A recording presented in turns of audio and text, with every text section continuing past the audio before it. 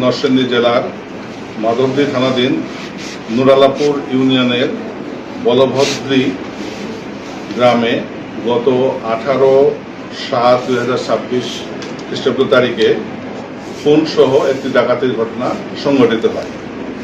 এই ঘটনায় ভিকটিমের ভাই মোহাম্মদ মনির হোসেন বাদী হয়ে 19/7/2026 খ্রিস্টাব্দে খুনসহ হত্যা মামলা মাধবদী থানায় রুজু করে এবং আপনারা জানেন যে এটি একটি চাঞ্চল্যকর ঘটনা ছিল।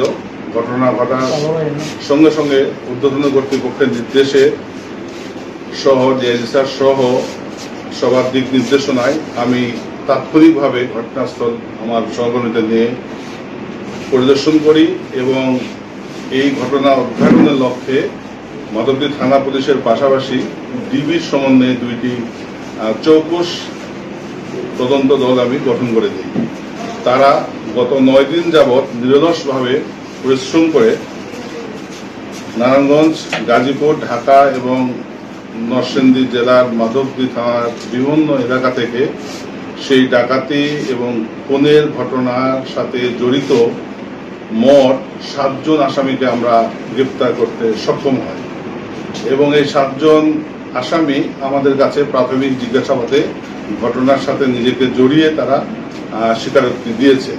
এরই ধারাবাহিকতায় আমরা তাদেরকে বিজ্ঞ আদালতে আজকে সোপর্দ করি এবং এর মধ্যে 3 জন সন্দিগ্ধ আসামি তারা বিজ্ঞ আদালতে নিজেকে জড়িয়ে ফৌজদারি কার্যবিধির 164 ধারা মোতাবেক জবানবন্দি প্রদান করেছে।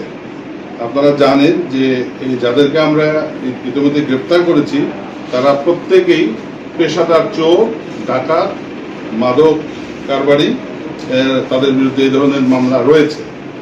এর মধ্যে এমনও রয়েছে একজন আসামি রয়েছে রোমান, তার বিরুদ্ধে একটি খুনের মামলা রয়েছে ইতিপূর্বে, ডাকাতির 9টি মামলা রয়েছে এবং মাদকের 1টি মামলা রয়েছে। এমনি করে অপরাপর যে আসামিগুলো রয়েছে তাদের প্রত্যেকের বিরুদ্ধেই বিভিন্ন ধরনের অপরাধের সাথে জড়িত থাকা সংক্রান্তে মামলা রয়েছে।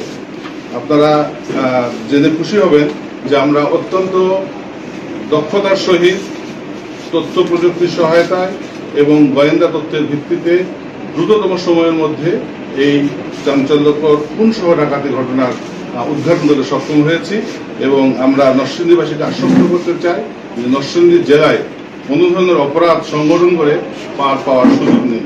জেলা পুলিশ এ লক্ষ্যে নির্ভরভাবে কাজ করে যাচ্ছে যাতে করে আমরা নরসিংদী জেলাকে একটি নিরাপদ জেলা হিসাবে আপনাদের সামনে উপস্থাপন করতে পারি।